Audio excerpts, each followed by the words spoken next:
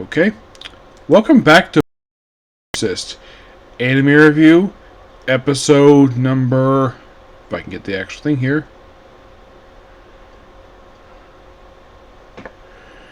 because I know that's on here. Here we go. This is going to be episode number 29. Yep, 29. We're here reviewing the 52nd episode of the series, Hometown, which adapts from chapter 34, pretty much almost the entire chapter for this one, except pages 7 through 10, the entirety of chapter 75, and the first 21 pages of chapter 76.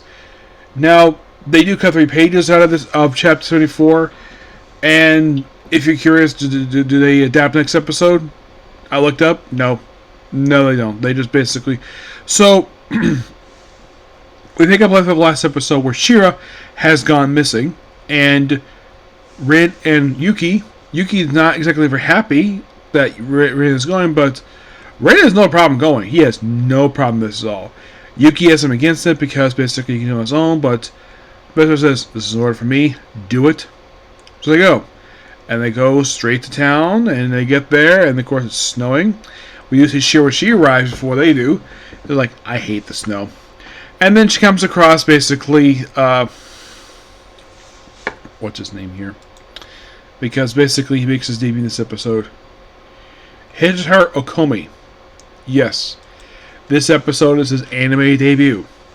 I think he's been mentioned. I think that I think he's mentioned not by name per se, but by description. Yes. Now, yeah, 74 is basically his debut appearance. Now, as for why he's here, well, there's a reason for that. Oh, and who voiced the dub? Don't have a credited name for that one, so basically they go, and of course basically like, "You gonna give me a child?" And she's like, "Nope." And she like refusing, her stabs her fang, and then she gets sliced up, but she's still alive, she's barely scratched. And then Rin and Yuki just arrive in town. They cut the bit out basically, I mentioned everything's closed. And of course it's heavily snowing, and of course, they just randomly come across an inn. They're like, "Hello, somebody here?" And of course the place is, well, the windows are shaking because of the wind. And then a short old lady shows up. First see her eyeball. Now this is an anime edition they made to see the eyeball first, then the person itself, because in the manga we hear her voice and then we see her. In the anime it's basically hear her voice, then the eyeball, and then we see her in person. Good addition for the anime to do that. So, and they do change Yuki's line in the anime. Where in the manga he says, "Do you have room for 2 guys?" In the anime he says, "Do you have 2 rooms for two adult men?" And she is on the mistaken assumption Yuki, basically because I read away. She mistakenly assumes that Rin and Yuki are a romantic couple. They're not. So Rin has no idea what the heck is going on. He's oblivious to basically what Yuki is up to. By the way, Yuki is the younger of the 2 brothers, but yet he's more mature than he is. So, private bath, but he wants to do the outdoor bath. Of course, they chaff a bit, and of course, Rin tells Yuki, like, what he told he told Shira how he felt about her, and she just sees him as friends and expecting he might be hiding something. Of course, about dangerous training mentioned from the previous episode. Then he proceeds to leave, and then they get back to their room, and their futons are very close to each other. And he's like, "The old lady." That's what he says. And then they proceed to separate them, and of course they sleep. Of course, Yuki looks like he can't sleep. Rin just talks for a bit, and they go sleep. And of course, basically, Lily still mistakenly assumes they're a couple. That's like they're not. And he gives her info about Shira. Of course, mentions where she is. So this particular shrine. They have breakfast, and they basically just chat for a bit while sitting at a table on the floor. This is a Japanese style inn where they're sitting on the floor, and imagine eating your food where you're sitting cross-legged. It is not comfortable at all. Imagine if you're sitting on your legs for a long period of time. Like, imagine basically sitting down on your feet, like your feet like near your butt. It is, from what I can tell, it is very uncomfortable.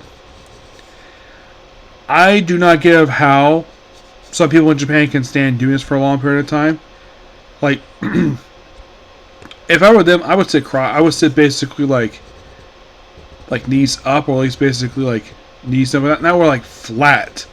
It just does not look comfortable at all. I've never found that pose look very comfortable at all.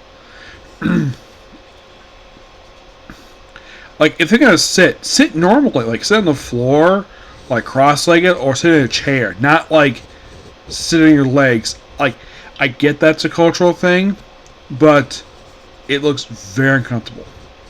So they go to the shrine, and well, Rin brings up the fact that their adoptive father basically found her and basically made her his apprentice. This is a reference to basically season 1 of the show. The manga presents it as a flashback to an extra panel from the manga from early on in the series.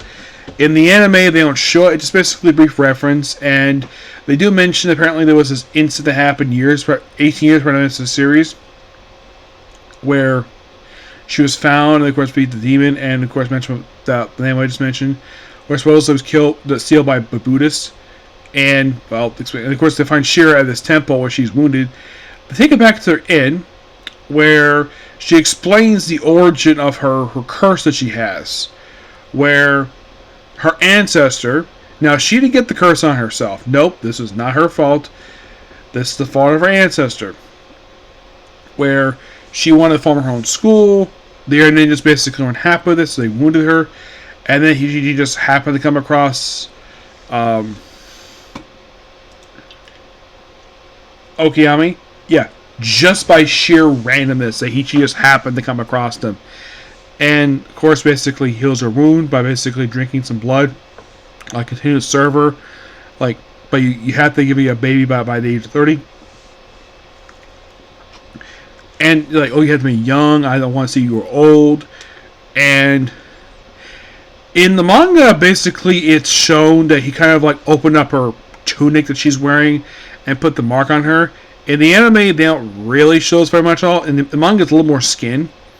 In the anime, just slightly open, draws a little mark on her, and puts a sword in her. Of course, it looks very painful. And they show basically that apparently the line only gives birth to daughters. So, daughter.